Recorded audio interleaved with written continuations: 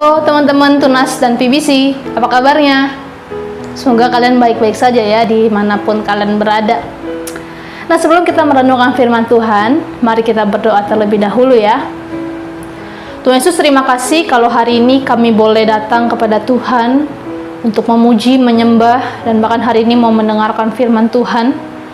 Roh Kudus, tolong setiap kami untuk boleh mengerti, Tuhan yang tuntun, pimpin, ajar kami, supaya kami mau melakukan firman dalam kehidupan kami. Terima kasih Tuhan Yesus, dalam nama-Mu kami sudah berdoa. Amin. Sebelum kita membahas firman Tuhan hari ini, kita mau melakukan sebuah eksperimen ya. Oke? Wah. Nah, teman-teman, di sini ada beberapa bahan ya. Ini ada baking soda, soda kue, ada cuka. Ini untuk kita masukin ke botol, ini botolnya. Lalu ini ada lilin yang sudah kita nyalakan apinya. Nah teman-teman, kalau saya langsung beginiin ya, dia tidak akan mati dong. Lilin tidak akan mati karena gelasnya tidak ada apa-apa. Kecuali saya kibas-kibasin, pasti mati ya. Nah, kali ini kita akan mencoba sebuah percobaan. Jadi botol ini akan saya masukkan baking soda. Akan saya masukkan baking soda. Sep. Oke, cukup. Lalu saya kasih cuka. Setelah itu akan langsung saya tutup. Oke ya. Cuka 1 2 3 4 5 6 7 8. Oke, langsung saya tutup. Oke, tadi kita udah lihat ya, kalau si gelas kosong itu kita giniin tidak mempengaruhi apa-apa. Nah, coba kita sudah membuat sebuah racikan. Apakah lilin ini akan mati?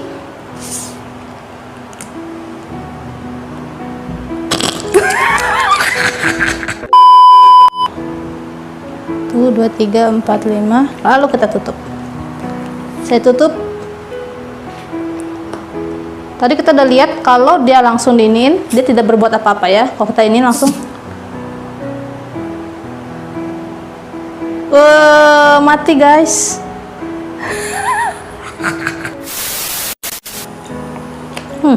Langsung kita tutup. Oke, kita langsung mau coba matikan lilinnya.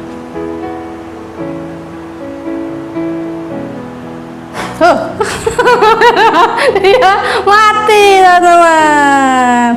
Luar biasa ya teman-teman. Dari eksperimen ini kita bisa lihat ya, bahwa tidak terlihat dengan mata bukan berarti tidak ada dan tidak berkuasa. Buktinya aja seperti ini, gas itu tidak terlihat oleh mata kita, tetapi lilin yang mati itu menunjukkan bahwa gas itu ada dan berkuasa. Contohnya lain lagi adalah oksigen. Kita pun juga bisa menghirup oksigen, itu juga tidak kelihatan oleh mata, tetapi nyata dan berkuasa. Dan demikian juga dengan pribadi Allah. Kita tidak bisa melihat Allah dengan mata kita, karena Allah itu adalah roh. Tetapi tidak terlihat bukan berarti dia tidak ada. Allah itu nyata dan berkuasa. Allah berulang kali menyatakan dirinya lewat keagungan, keindahan alam semesta ini. Allah juga menunjukkan dirinya lewat hati nurani setiap manusia. Dia juga secara khusus menyatakan dirinya lewat kedatangan pribadi Yesus Kristus 2000 tahun yang lalu ke dalam dunia. Dan dia juga sekarang hadir secara tertulis di dalam Alkitab dan bahkan di dalam pribadi Roh Kudus. Nah, kali ini kita mau membahas secara khusus pribadi Roh Kudus. Tapi sebelumnya aku ganti baju dulu dan beresin ini dulu ya. Oke. Ada orang yang berpikir Roh Kudus itu hanya seperti tenaga dalam atau energi dari Bapa dan Yesus. Jadi Allah itu hanya Bapa dan Yesus, Roh Kudus itu hanya energi yang keluar dari mereka. Ada juga orang yang berpendapat bahwa Roh Kudus itu hanya bahasa roh. Ketika kamu bisa berbahasa roh, maka itu baru kamu dikuasai oleh Roh Kudus. Kalau tidak bisa berbahasa roh, ya berarti kamu tidak dipenuhi dengan Roh Kudus. Teman-teman, dua anggapan ini tentu tidak benar dan tidak sesuai dengan kebenaran firman Tuhan. Alkitab secara jelas menyatakan bahwa Roh Kudus itu adalah seorang pribadi. Mari kita membaca perkataan Tuhan Yesus sendiri tentang pribadi Roh Kudus di Yohanes pasal yang ke-14 ayat 16 sampai 17a. Mari kita membaca bersama ya. 2, 3. Aku akan minta kepada Bapa dan Ia akan memberikan kepadamu seorang penolong yang lain supaya Ia menyertai kamu selama-lamanya, yaitu Roh kebenaran. Teman-teman, penggunaan kata seorang di sini jelas sekali menyatakan Roh Kudus adalah pribadi, bukan sekedar energi, tenaga dalam, atau bahasa roh.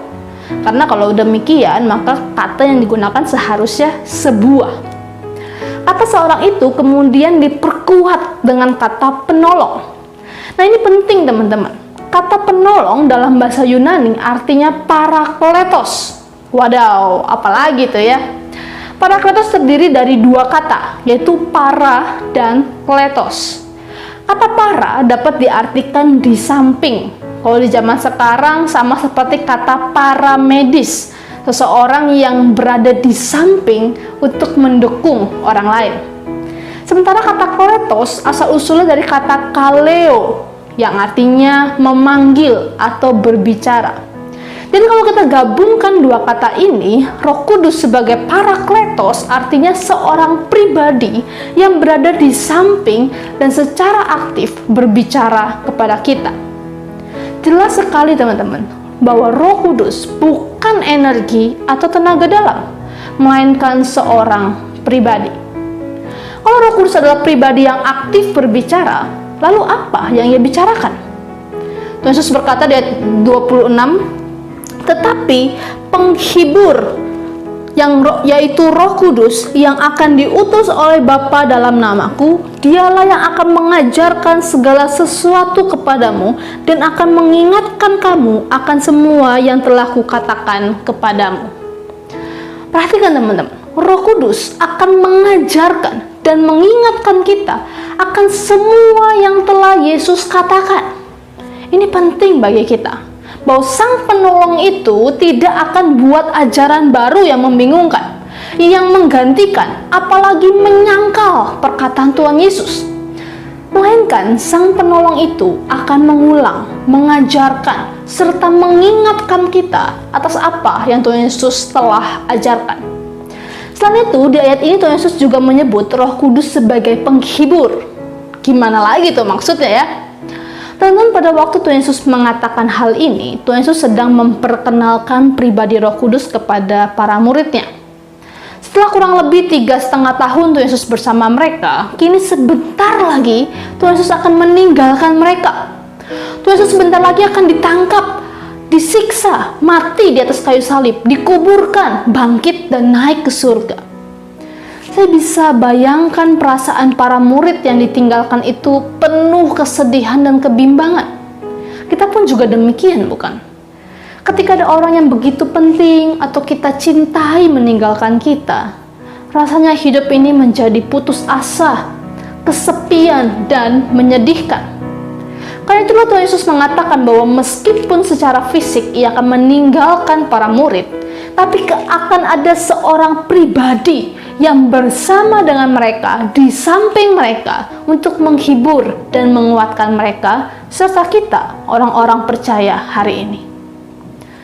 Tuhan Yesus melakukan semua ini karena Ia sangat mengasihi umat manusia, teman-teman. Ia mau menunjukkan pada dunia yang berdosa ini, termasuk kita hari ini, bahwa you are never walk alone. Tuhan Yesus berkata di ayat yang 18a, aku tidak akan meninggalkan kamu sebagai yatim piatu. Seolah Tuhan Yesus mau mengatakan, aku sediakan Roh Kudus, bukan sebagai pengganti tetapi pendamping yang secara aktif berbicara untuk menolong dan menghiburmu.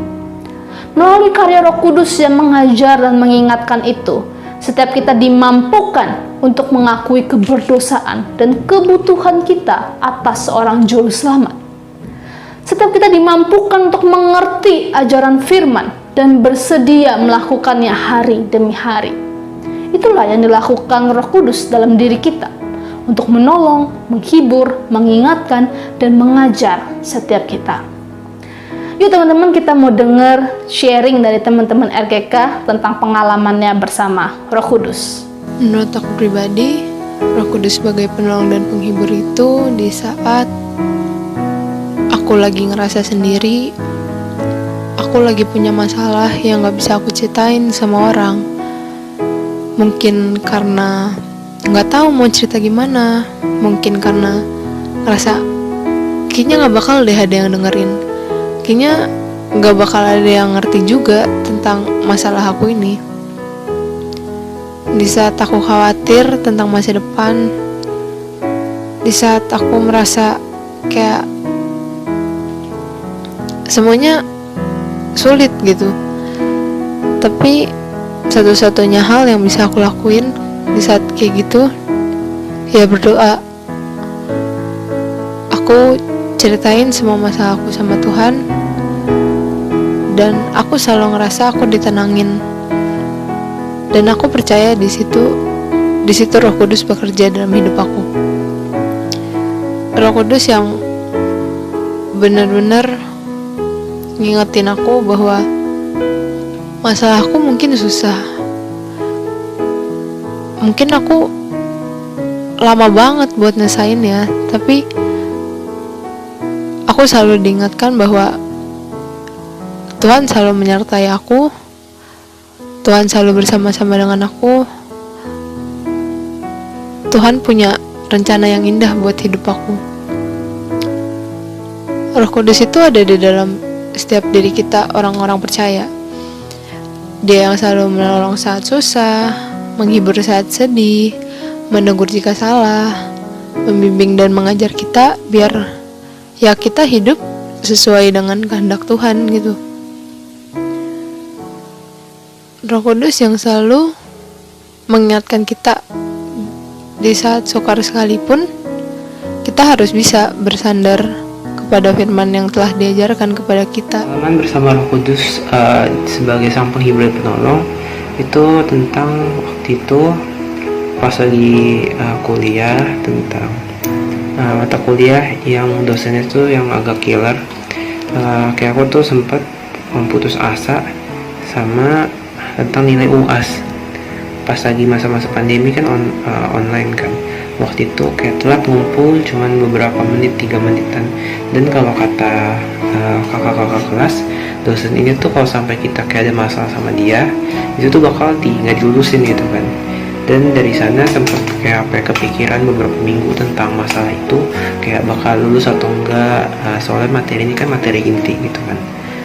Dan sampai akhirnya di suatu ketika Tuhan tuh kayak ngingetin ke aku tentang ngapain sih kayak kita harus berkelut, kayak kita harus putus asa di masalah yang kecil banget kayak gitu kan.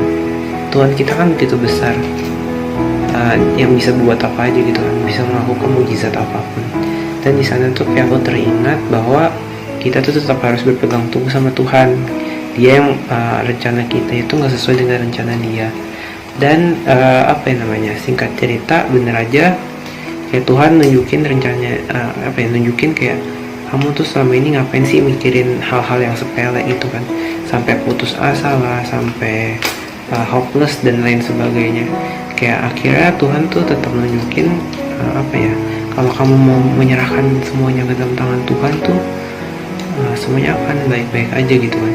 Ketika aku putus asa, langsung kayak aku akhirnya menyerahkan semuanya ke Tuhan. Ya kalau emang ini jalan Tuhan, ya udah aku pasrah gitu kan. Semuanya aku serahin ke Tuhan, dan ya aku udah melupakan masalah itu.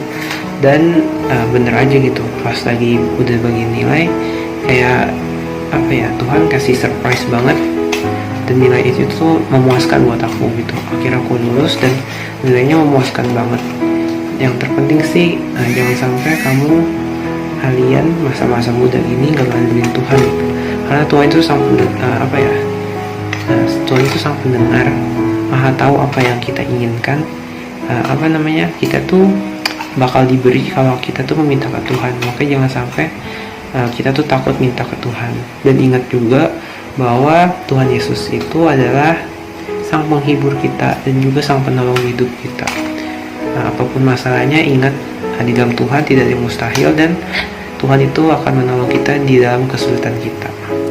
Teman-teman, bagi setiap kita yang percaya bahwa Yesus adalah Tuhan dan Juru Selamat kita, maka sebenarnya Roh Kudus itu berdiam di dalam hati kita. Masalahnya seperti keberadaan oksigen, kita seringkali nggak sadar dan mengabaikan keberadaannya.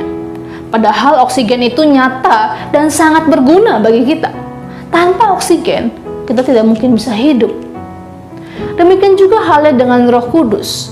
Kita seringkali nggak sadar Roh Kudus telah berkarya begitu banyak dalam hidup kita. Ketika kita melakukan dosa, ada suara yang menegur kesalahan kita dan membawa kita kepada pertobatan. Itulah pribadi Roh Kudus.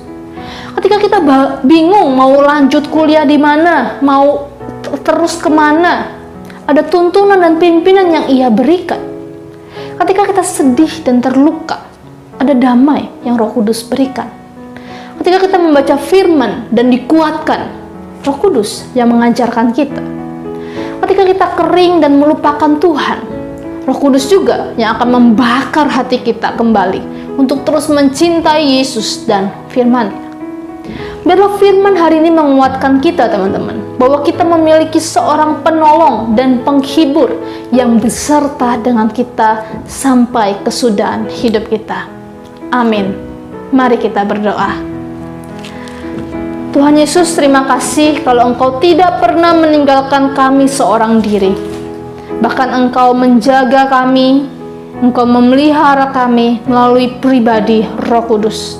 Biar Roh Kudus terus ingatkan kami untuk terus bergantung kepadamu. Terima kasih Tuhan Yesus, hanya dalam nama-Mu kami sudah berdoa. Amin.